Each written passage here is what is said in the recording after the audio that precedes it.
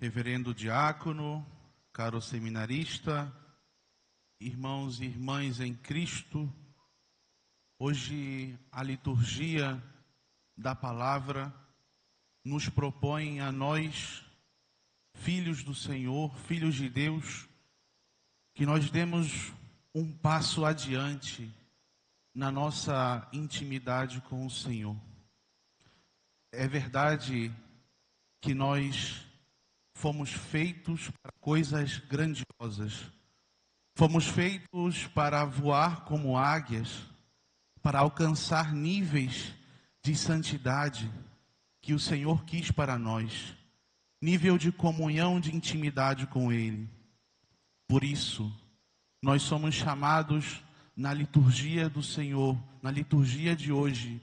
A palavra de Deus de hoje quer que nós, os filhos do Senhor, nós demos um passo adiante. Nós sejamos capazes de adquirir uma sabedoria. E não é essa sabedoria que nós estamos acostumados a entender como, por exemplo, a sabedoria de vida, essa que nós aprendemos dos mais velhos, essa que advém da experiência de vida, que também, por sinal, é positiva, ajuda a gente a viver bem a nossa vida. Tampouco a ciência dos homens, uma vez que nós somos seres humanos, somos seres inteligentes, à diferença dos animais, em contato com a realidade somos capazes de adquirir conhecimento. E com esse conhecimento adquirido somos capazes de produzir coisas, produzir ciência, não é verdade? Que servem a nós mesmos, que servem para o bem-estar do homem, que estão a serviço do homem.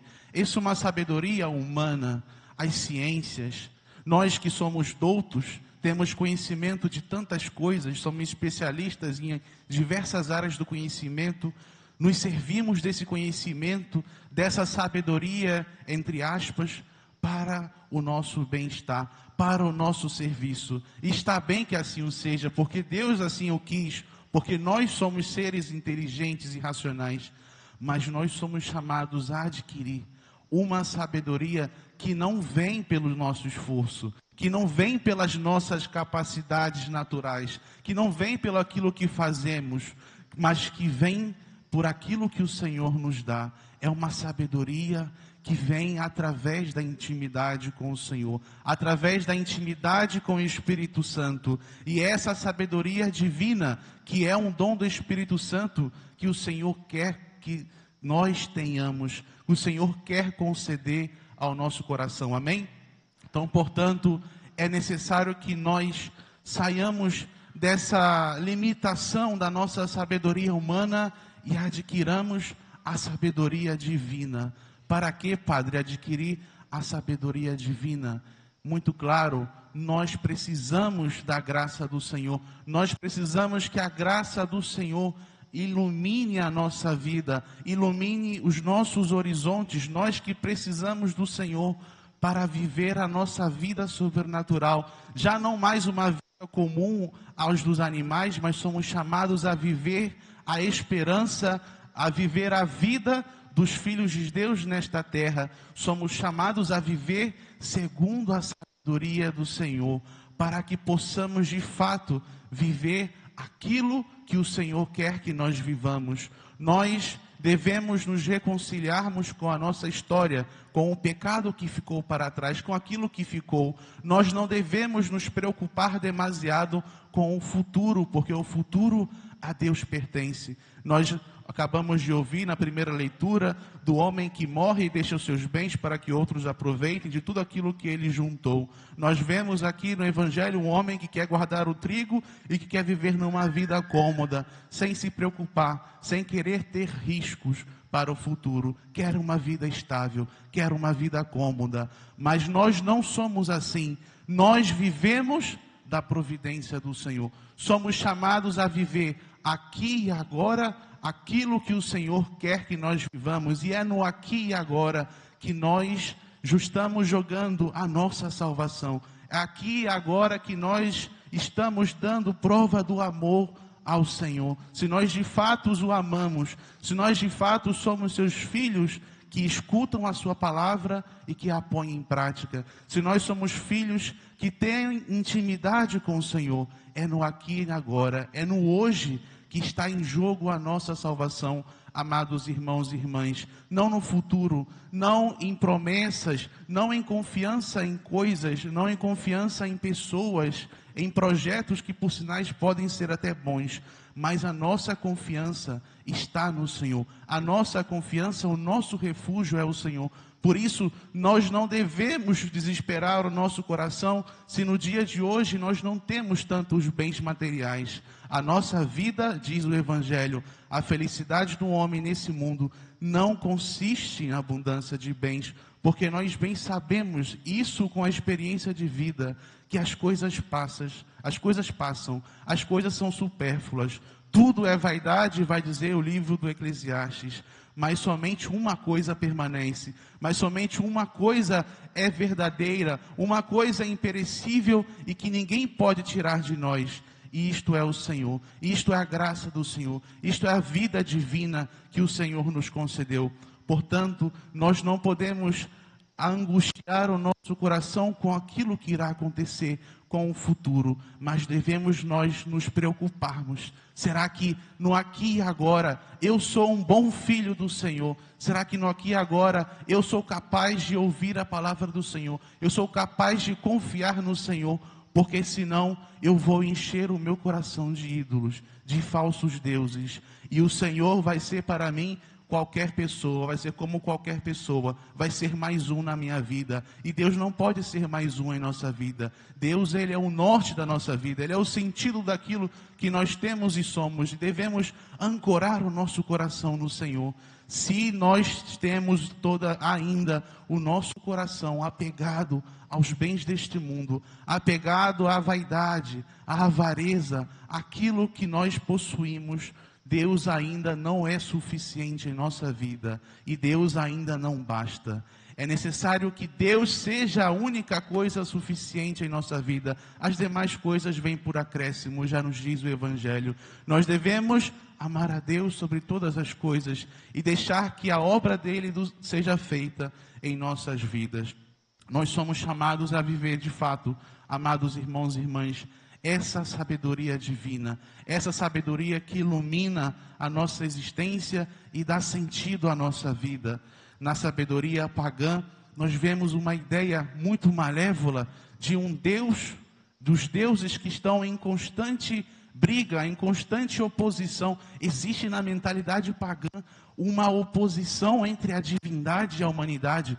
Por isso a humanidade tem que fazer sacrifícios, oferecer sacrifício para acalmar a ira de um Deus que é vaidoso, um Deus que está irado, um Deus que quer o mal para o homem, um Deus que tem o dom da vida, enquanto que nós, homens, temos o dom do mal, o dom da morte, o dom do sofrimento, a capacidade de sofrer, enquanto que os deuses estão num outro mundo, numa outra dimensão. Mas nós sabemos que o Deus verdadeiro, o nosso Deus, não é esse Deus. É um Deus de amor, é um Deus que se deixa encontrar, é um Deus que vem até nós, e é um Deus que nos dá a sua vida e que infunde em nosso coração essa sabedoria divina. Por isso, Deus não é o nosso inimigo. Quando nós buscamos a sabedoria do Senhor, nós nos fazemos cada vez mais amigos do Senhor, não seus opositores. Por isso, quanto mais de Deus somos, quanto mais o Senhor é o Senhor na nossa vida, mais humanos nós somos,